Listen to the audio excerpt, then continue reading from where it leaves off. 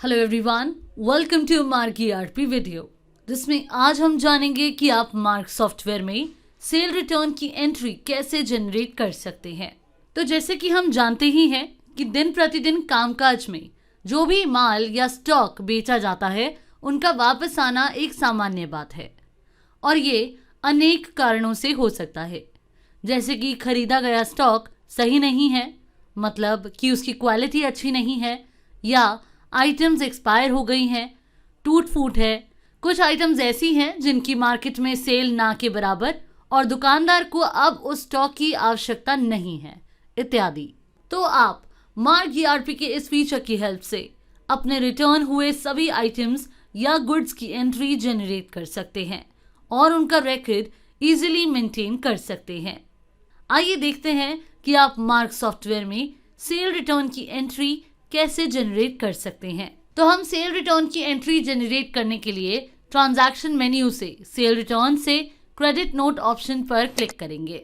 Then laser window से अपने party का लेजर सिलेक्ट करेंगे जिनके लिए आप सेल रिटर्न की एंट्री जनरेट कर रहे हैं। इसके बाद आप पार्टी नंबर मेंशन करेंगे और फिर यहाँ क्रेडिट नोट की डेट मेंशन कर लेंगे जिस दिन आपने क्रेडिट नोट क्रिएट करना है। फिर बिल डिटेल्स की ये विंडो ओपन होगी जिसमें आपको राइट साइड में इस पार्टी के कितने बिल्स जनरेट हुए हैं उनकी लिस्ट शो हो जाएगी। फिर आपको यहाँ कुछ फील्ड्स दी गई हैं जिसमें बैच सिलेक्शन फील्ड के ड्रॉप डाउन में 3 ऑप्शंस शो होंगे: मैनुअल, सिलेक्ट सोल्ड बैच और ओपन हिस्ट्री। मैनुअल, अगर जिन आइटम्स की रिटर्न एंट्री आप जनरेट कर रहे हैं आप उन आइटम्स का बैच मैनुअली फीड करना चाहते हैं या सिलेक्ट करना चाहते हैं तो आप इस फील्ड को मैनुअल पर सिलेक्ट करेंगे, select sold batch.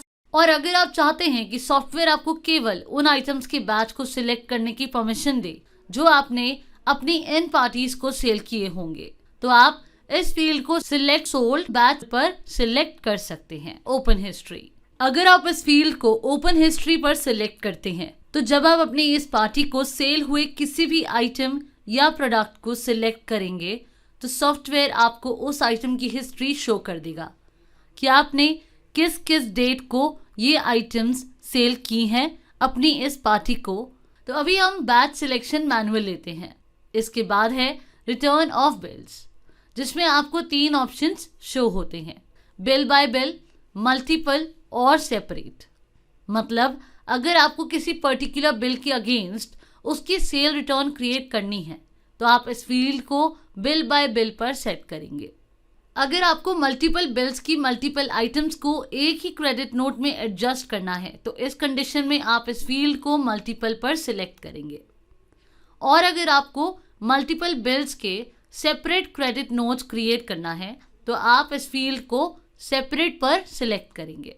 For example, जैसे अगर आप बैच सिलेक्शन को ओपन हिस्ट्री लेते हैं और रिटर्न ऑफ बिल्स में मल्टीपल लेते हैं तो आप मल्टीपल बिल से जो भी आइटम्स की रिटर्न क्रिएट होनी है उसको सिलेक्ट करते जाएंगे और सॉफ्टवेयर उसको एक सिंगल क्रेडिट नोट के अगेंस्ट एडजस्ट कर देगा। और सेपरेट के केस में सॉफ्टवेयर रिसीव हुए मल्टीपल बिल्स की आइटम्स को अलग अलग बिल के अगेंस्ट उनका क्रेडिट नोट एडजस्ट कर देगा। तो हम अभी रिटर्न ऑफ बिल्स को बिल बाय बिल लेते हैं। इसके बाद है रिटर्न ऑफ बिल। यहाँ आप वो बिल नंबर मेंशन करेंगे जिस बिल के अगेंस्ट आप क्रेडिट नोट की एंट्री क्रिएट करना चाहते होंगे। और अगर लास्ट सेल बिल के अगेंस्ट क्रेडिट नोट की एंट्री क्रिएट करना चाहते होंगे तो आप डाउन एरो की प्रेस कर सकते हैं जिससे सॉफ्टवेयर ऑटोमेटिकली जनरेट हुए last sale bill number, bill date और बिल अमाउंट को पिक कर लेगा।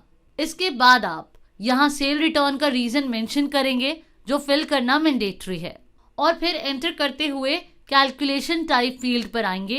वैसे तो ये फील्ड बाय डिफॉल्ट सिलेक्टेड होती है, लेकिन अगर आप चाहें तो आप अपनी रिक्वायरमेंट के अकॉर्डिंग कैलकुलेशन टाइप के ड्रॉप डाउन से कैलकुलेशन टाइप सिलेक्ट कर सकते हैं। अभी हम इसे डिफॉल्ट रहने देते हैं और एंटर करते हैं।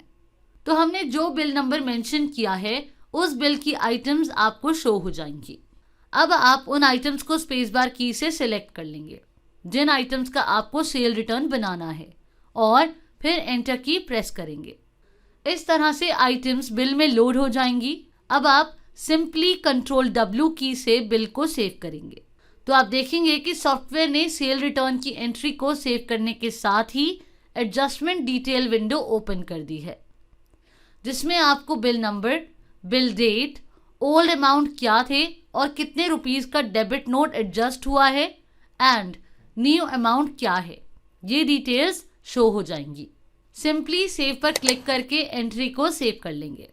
इसके बाद बिल एडजस्टमेंट की ये विंडो ओपन होगी, जिसमें आप पहले टाइप फील्ड के ड्रॉप डाउन से एडजस्टमेंट रेफरेंस सिलेक्ट करेंगे और एंटर करेंगे। फिर सॉफ्टवेयर आपसे पूछेगा कि आपको सेल रिटर्न या क्रेडिट नोट की एंट्री यहाँ दिए गए किस इनवॉइस के अगेंस्ट एडजस्ट करनी है।